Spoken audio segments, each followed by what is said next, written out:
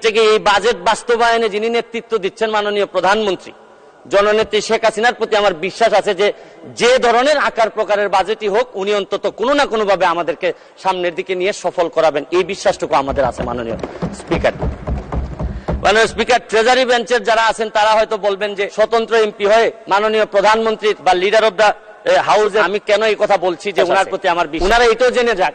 গত বছর আপনারা জানেন যে শ্রীলঙ্কা যখন দেউলিয়া হয় তখন সবাই বলছেন যে বাংলাদেশ আর মাত্র সময়ের, বাংলাদেশও দেউলিয়া হয়ে যাবে। পাকিস্তান যখন দেউলিয়ার পথে তখন বলছেন আর একটু সময়ের ব্যাপার। ইন্ডিয়া যখন চাপে পড়ছে বলছেন যে আর সময়ের ব্যাপার। কিন্তু কোন সময়ই আমাদেরকে অর্থনৈতিকভাবে দাবায় রাখা যায় নাই। কারণ হচ্ছে গিয়ে ইন্ডিয়া, পাকিস্তান, শ্রীলঙ্কা তাদের সম্পদ আমাদের চেয়ে কোনো অংশেই কম ছিল না।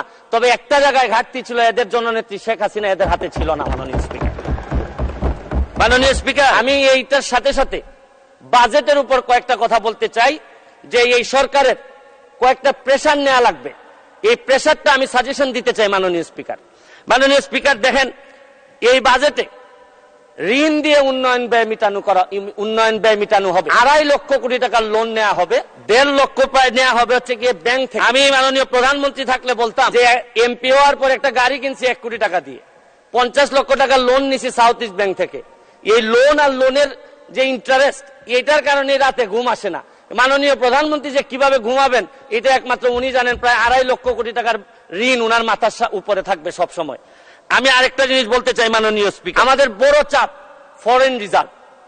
ফরেন রিজার্ভ কমে যাওয়াটা একটা বড় চ্যালেঞ্জ।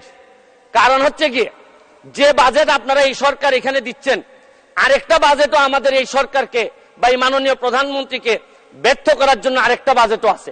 এই বাজেটের যাতে এই সরকার ব্যর্থ হয়, এটা